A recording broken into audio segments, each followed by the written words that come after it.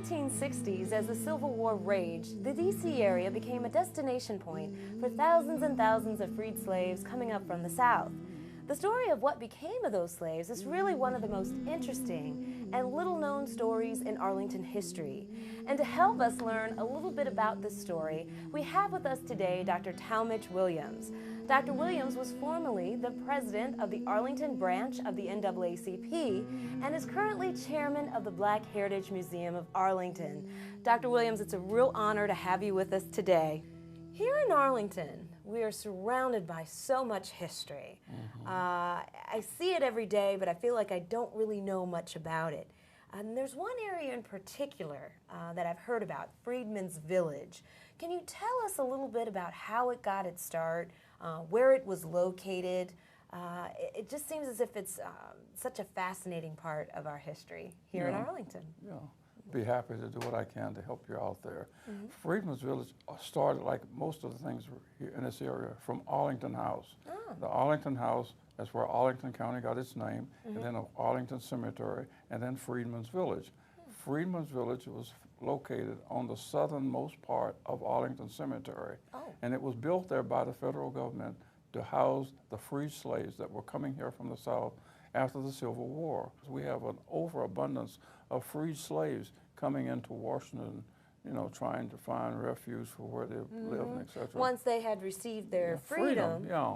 Then they came to the District of Columbia. Washington, D.C. to make sure they, you know, exercise there. Yeah, so while they were there were so many of them, so the federal government then decided they have to build a domicile for them, so they did. And they built it on the land, which was then Arlington Cemetery. It wasn't cemetery then, it was all property that then belonged to the Arlington House. This was all wooded area, this was all forestry, all right? So we cut out that portion down here and built the Freedman's Village. Oh, wow. Right? So it's right at the bottom of the hill to where the house is sitting. Yeah, the house is up here, so it's down here on the southernmost part of the cemetery. Remember, it's down near Columbia Pike and the Pentagon over to your right. Okay. Yeah, And of course, these are naval barracks. They're still there.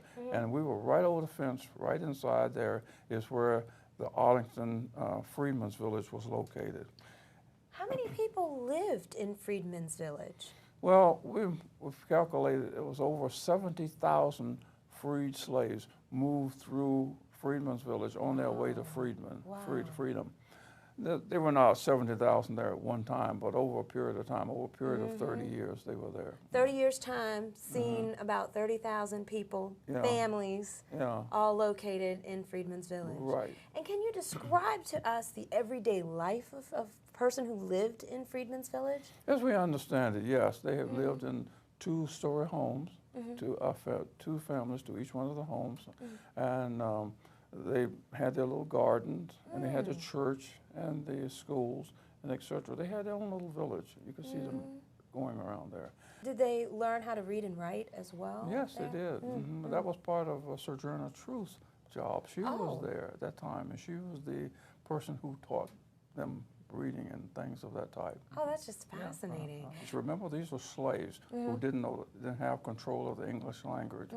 So they had to teach them. They were there. And of course, then during the day, they had to go out into Washington, D.C. and work. Some did. Some others kept the gardens and things going there. So there was some farming of the property, or I guess you would learn a trade. That's correct. And then go into the district to work, or move from one part of the district to the other.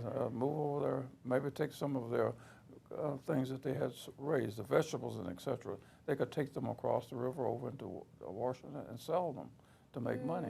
Oh, wow, that's fascinating. Because it was out of the money that they made, they built Freedman's Hospital. Oh, wow. And of course, Howard University started as a result of Freedman's Village. So these are institutions that are still around with us today that are really part of the fabric of the community. Yes, it was. So we're going to take a short break right now, and then we're going to come back and find some more interesting aspects of history from Dr. Williams. Whoa.